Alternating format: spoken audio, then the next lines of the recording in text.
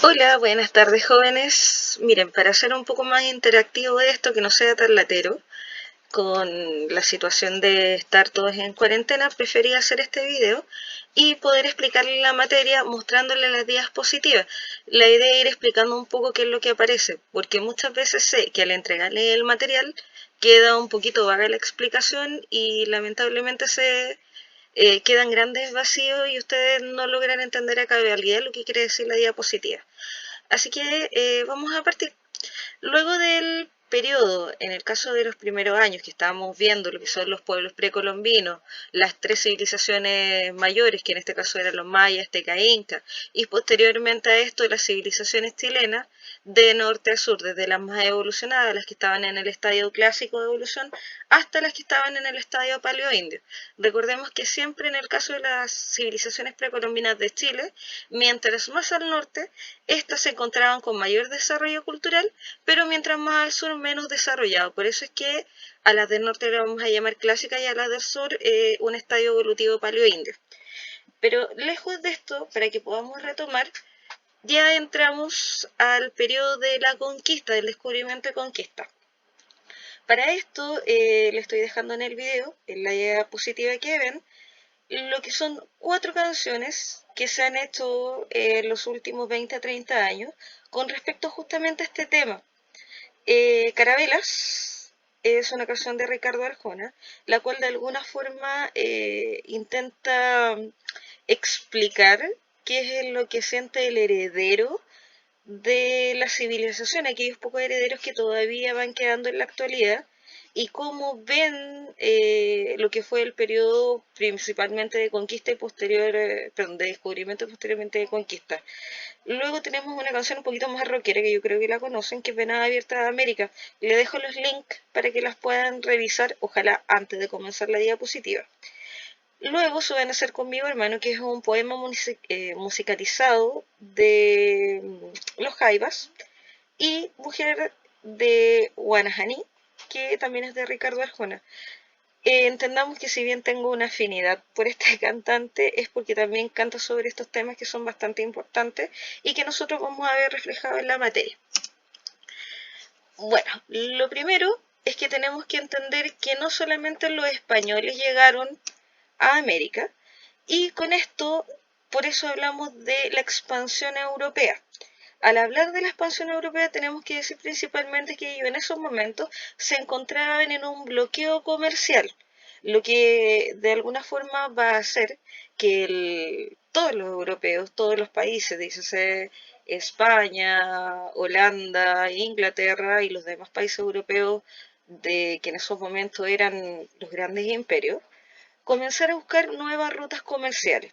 Ya habíamos hablado de la historia de Cristóbal Colón, pero de todas maneras recordemos que este es oriundo de Portugal, el cual se nacionaliza español para poder llegar a la reina de España y que ésta de alguna forma le financie lo que es el camino a esta expedición, a este sueño visionario, debido a todas las circunstancias que estaban ocurriendo en Europa del siglo XV. Ahora, como lo había dicho inicialmente, los motivos principales de la expansión europea tienen que ver con el área económica, porque al no tener las rutas comerciales clásicas, que eran por el sector de Asia, que estaban siendo bloqueadas, necesariamente se necesitaba llegar a la India y a China con rapidez para poder volver a obtener estos bienes preciados. Hablamos de la seda, hablamos de los condimentos. Sí, aunque parezca un poquito extraño, una de las grandes motivaciones fueron los condimentos, porque la comida europea en esos momentos era insípida. Y cuando llegan estos condimentos desde la India y desde China, la comida va a cambiar completamente cómo se veía en la Europa del siglo XV. Ahora, eh, también recordemos que da paso a todo esto lo que es la caída de Constantinopla, que es la otra parte del Imperio Romano que se mantuvo durante la Edad Media y que va a pasar a manos turcas en 1453. Otro de los factores principales que tiene el europeo, el hombre europeo, para comenzar a extender sus territorios tiene que ver con el lado religioso. Recordemos que España de este tiempo tenía un serio conflicto con el Imperio turco, porque eran dos religiones totalmente distintas. Por un lado estaba la religión católica y por otro lado la musulmana. Por lo tanto, ellos tenían una férrea batalla, una férrea guerra en cuanto a lo que era conquistar estos territorios sobre los infieles.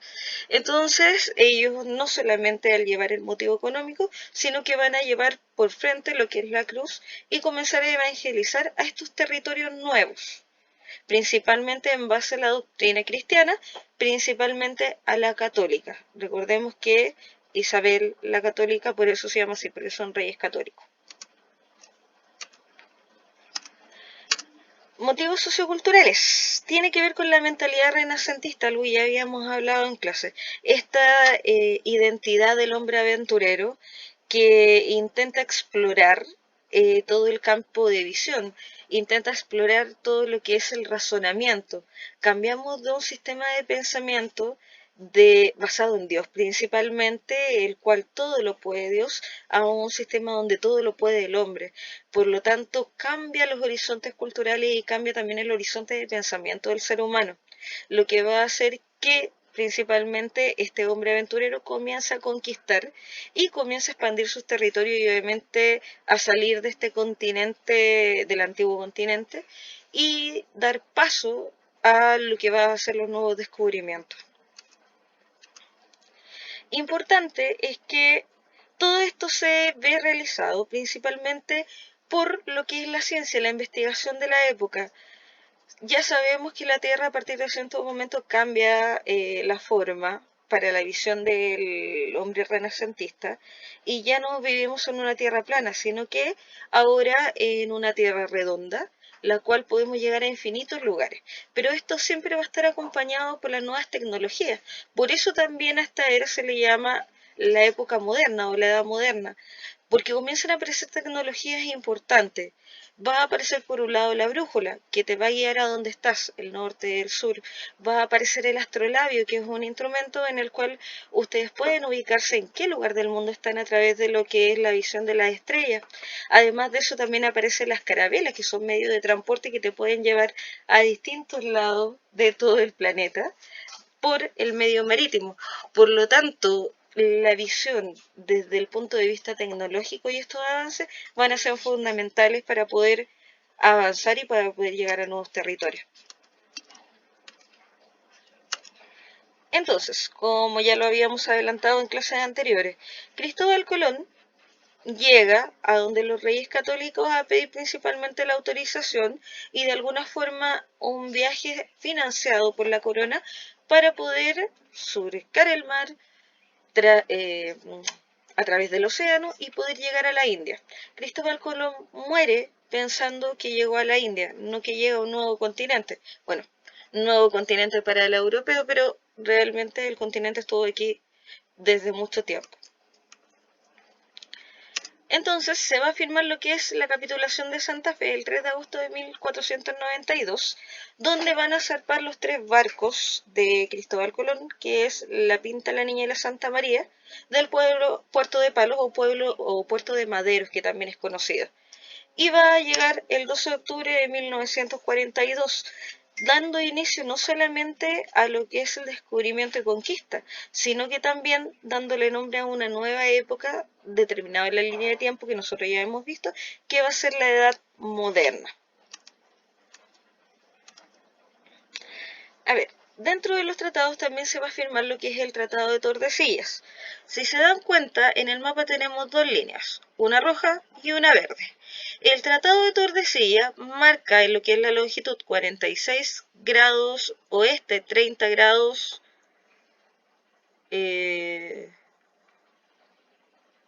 este, lo que corresponde principalmente a un tratado que van a firmar para poder dividir el mundo.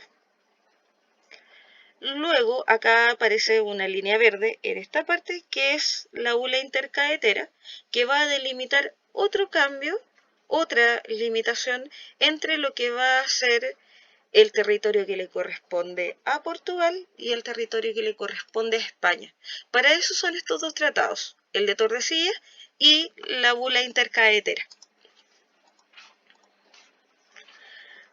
Ahora, es necesario entender que el proceso de conquista es una empresa privada, nunca fue financiado por el Estado español. Si bien los viajes de Colón en primera instancia fueron financiados por Isabel la Católica, el resto de los viajes era una iniciativa privada. ¿Cómo se hacía? Aquel conquistador que quisiera de alguna forma venir a América tenía que ir donde los reyes, pedirle la autorización, ellos se la otorgaban, siempre y cuando este personaje pagara todo el proceso de conquista y además llevara lo que era la religión católica al nuevo continente. ¿Por qué esto? De alguna forma era un trato que se tenía con la corona. Si yo te otorgo de alguna forma que tú vayas a conquistar este territorio, yo te lo voy a prestar, te voy a autorizar, pero todo lo que tú conquistes va a ser para la corona siempre con dineros propios del bolsillo. La idea es principalmente conquistar nuevos territorios para la corona, pero también que estas personas, estos hidalgos, las personas que llegaron a América, también obtuvieran riqueza, parte para la corona y parte para la persona que hacía el emprendimiento.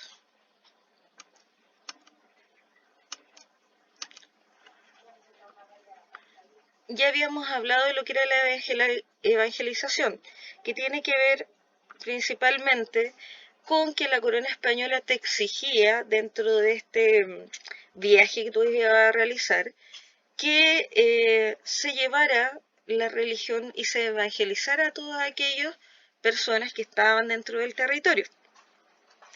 Básicamente hasta hoy en día es la herencia que tenemos en América. Si bien hoy en día, en base a los últimos censos, ha ido disminuyendo la religión católica, en sus inicios, si revisan los censos más antiguos, las estadísticas más antiguas, la Iglesia Católica era única en el continente. Si revisan las constituciones de Chile, incluyendo una de las primeras, que es la de 1830, o los ensayos constitucionales de 1814, se van a dar cuenta que estipula que Chile es un país católico, apostólico y romano. Por lo tanto, fue algo de herencia que quedó a través del tiempo y que incluso hoy en día, en ciertos actos públicos, todavía está muy presente la Iglesia Católica. Por ejemplo, el día 19 de septiembre, el Día de la Gloria del Ejército, siempre hay reservado al lado del presidente un espacio para el cardenal o para la Iglesia Católica siendo representante.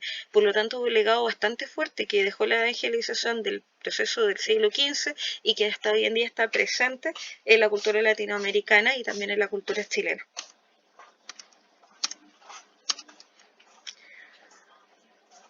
Ahora, lo habíamos hablado al principio. Dentro de lo que son los principales factores para la conquista, tiene que ver con el impulso económico. El impulso económico que principalmente radica en las grandes civilizaciones, en la azteca y en la inca, a la llegada del español, y tiene que ver con dos metales que se utilizaban ya de cambio en Europa, que es el oro y la plata, y que de cierta manera eh, la cultura azteca y también la cultura inca eran ricos en estos yacimientos de oro, porque se utilizaban de forma ritualística para honrar a los dioses, algo que obviamente el español va a aprovechar y va a hacerse con lo que es el oro y la plata de estos imperios. Conquista de Perú y conquista de México. Recordemos que hay que dejar fuera de esto a la civilización maya, debido a que cuando llega el español ya no estaba presente como una civilización, ya no estaba presente de hecho ni siquiera como una especie de pueblo, sino que los dos principales culturas que estaban cuando llegaron, una es que está en México, que es la azteca, y la otra en Perú. Ahora, en 1519 comienza el proceso de conquista de México a cargo de don Hernán Cortés, que va a enfrentar principalmente a la cultura azteca, con el hombre blanco. Eh, ya se lo había mencionado en clase. Había una leyenda específica que decía en la cultura azteca que iba a regresar Quetzalcóatl. Este justo llega en el momento que el español llega desde Europa. Por lo tanto, los aztecas habían creído o creyeron en primera instancia de que el español justamente era Quetzalcóatl y que había vuelto Dios para el pueblo. Aquí tenemos a Hernán Cortés, este caballero que está en la parte de abajo, y a Quetzalcóatl, que esta es una de las figuras representativas.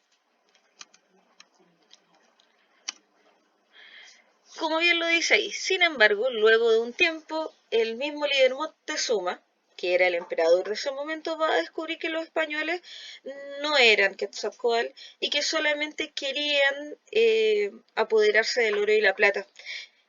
Esto va a ser llamado la Noche Triste, que es cuando por fin los españoles llegan al territorio azteca y destruyen la civilización casi en su totalidad. Por eso también es llamado la Noche Triste. Bueno, aquí una imagen del primer encuentro entre lo que son los españoles con la cultura azteca. En el caso del Perú vamos a encontrar a Francisco Pizarro, que es el que da comienzo para comenzar a conquistar todo el territorio del incanato y hasta abajo. Él se va a encontrar con el imperio incaico en un momento en que había una guerra civil que estaba enfrentando a Atahualpa y a Huáscar, que eran dos hermanos que estaban compitiendo por el poder político dentro del incanato. Justamente se van a encontrar en esta situación al llegar el Inca. Acá arriba tenemos una fotografía de lo que es Francisco Pizarro y aquí dos representaciones gráficas, dibujos de lo que es Atahualpa y Huáscar, que son los dos hermanos que están en pugna dentro del imperio incaico.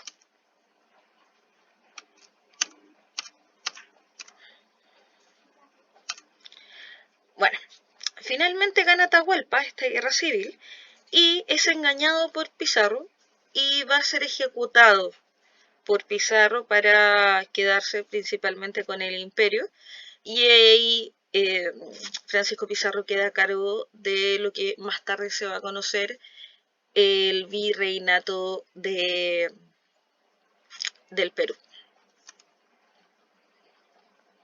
Ilustraciones de cómo más o menos se piensa que pasaron las cosas o cómo se veía principalmente la ejecución de lo que es Atahualpa y acá una visión de lo que eran las estatuas principalmente dedicadas a este emperador. Y nos vamos al descubrimiento y a la conquista de Chile. Primero hay que entender que en 1535 estaba a cargo del Imperio Español lo que era Carlos V, quien va a recompensar a Diego de Almagro. ¿Y por qué aquí aparece Diego de Almagro? Principalmente él va a llegar al incanato, al virreinato del Perú, y se va a encontrar con Francisco Pizarro, quien lo va a autorizar a venir a los territorios de Chile, porque había un grupo de indígenas, principalmente yanaconas auxiliares, que le habían dicho que el territorio chileno estaba plagado de oro y plata. Por lo tanto, de esta manera, él va a venir a Chile buscando oro y riqueza. Este caballero que tenemos acá es Diego de Almagro. Bueno, va a tener una tremenda travesía. Cuando viene de camino del incanato hacia Chile, primero va a pasar por el sector de la cordillera, donde gran parte de los yanaconas auxiliares que venían van a morir congelados. Luego de eso va a pasar al desierto y luego de eso va a llegar al Valle Central, donde se va a encontrar principalmente con mapuches y con guerreros bastante preparados que van a terminar expulsando a Almagro de Chile. Él, al retorno, ya prácticamente sin hombre y sin indios auxiliares, va a retornar por medio del desierto. Por lo tanto, cuando llega a Chile lo único que encuentra es muerte, no encuentra riqueza, por lo tanto comienza a hacerle una pésima fama al territorio chileno. Porque simplemente no va a encontrar absolutamente nada de riqueza. Ahora, hay que entender que posterior a esto, y pese a la mala fama que tiene Chile en esos momentos, va a aparecer un caballero en el 1500, perdón, me equivoqué de fecha, va a aparecer un hombre en el 1540 que es llamado Pedro de Valdivia. Pedro de Valdivia, pese a la mala fama que tenía Chile, va a decidir venir. Ahora, ¿qué era lo que buscaba Valdivia? Él, si bien necesitaba de dinero, como cualquier persona en realidad, Valdivia lo que va a buscar es trascender en el tiempo. Yo creo que la primera pregunta que se tiene que hacer en base a esto es, ¿efectivamente Pedro de Valdivia cumplió su cometido? Bueno, personalmente yo diría que sí, considerando que hoy en día es uno de los conquistadores más recordados dentro del territorio chileno y es básicamente el que funda la mayoría de las ciudades en las cuales hoy vivimos, entre ellas principalmente Santiago. Ahora, Pedro de Valdivia va a avanzar, va a conocer a Inés de Suárez, que va a viajar con él y que va a ser un soporte principal para Pedro de Valdivia cuando cruza el desierto. Porque a diferencia de lo que hace Almagro, él, como ya sabe la experiencia de Almagro al cruzar por la cordillera, él va a venir principalmente por el desierto, donde va a ser acompañado por Inés de Suárez, que tenía vastos conocimientos y que era una de las mujeres que podía encontrar agua en el desierto. Por lo tanto, lo va a acompañar y lo va a ayudar mucho en esta travesía. Las malas lenguas, como siempre, van a hablar quién es de Suárez. Ella era casada, viene desde España en busca de su marido y cuando llega acá se da cuenta que su marido murió. Por lo tanto, queda de alguna forma muy flechada con Pedro de Valdivia y comienzan un romance que va a durar años, hasta poco antes de la muerte de Valdivia.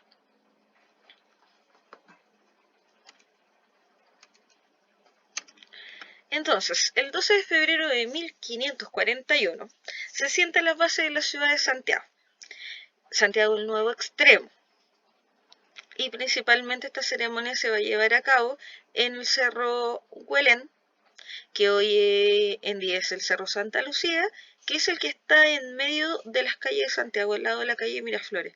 Se van a encontrar acá y van a fortificar y van a comenzar desde ahí a armar los primeros pasos de Santiago.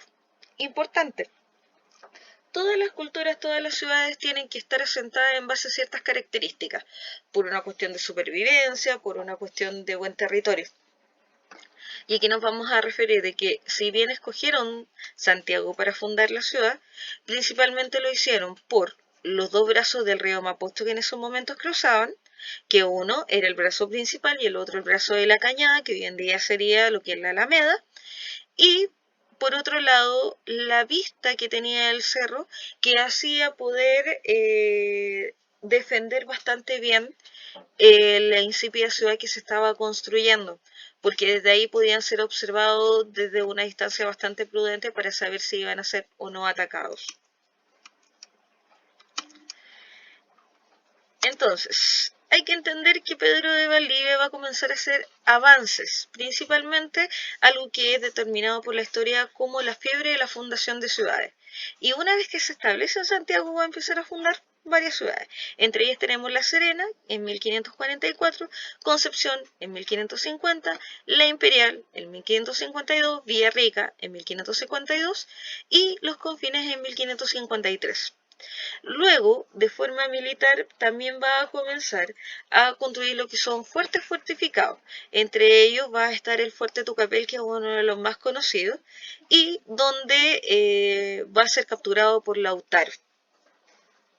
Lautaro, para hablarles un poco de este personaje, fue el paje de Pedro de Valdivia. Él llega muy niño a Santiago, incluso durante el periodo de una hambruna bastante grande que hubo, y crece conociendo todos los conocimientos, todo lo que podía aprender de Pedro de Valdivia. Por lo tanto, con los años, él va a desarrollar, va a ser joven, su nombre español era Felipe, va a dejar Santiago y va a comenzar a levantar a todas las hordas mapuches que van a llevar a conquistar y a derrotar principalmente a Pedro de Valdivia. Sobre la muerte de Valdivia, por supuesto que hay muchas, pero muchas teorías. Entre ellas podemos encontrar lo que es la que está expresa en el libro Inés del Alma Mía de Isabel Allende, que es una recopilación de cartas que escribe a su sobrina donde dice que Pedro de Valdivia a su muerte es obligado a beber oro líquido. Otra de las teorías es que le sacaron el corazón mientras que estaba vivo y se lo comieron, principalmente porque para adquirir la viveza y la capacidad que tenía el enemigo. Por eso lo hacía el mapuche y lo hacían la gran mayoría de las culturas de las culturas americanas que existían en ese tiempo. Ahora, acá dentro del texto se menciona lo que es la obra La Araucana de Alonso de Ercilla. Es por eso que tenemos este problema con el nombre mapuche, que se le llama mapuche, que se le llama araucano, porque para el español mapuche sonaba muy feo. Por lo tanto, se va a ser bautizado como araucano, pero el nombre original siempre va a ser mapuche, independiente de que lo encuentren como araucanos.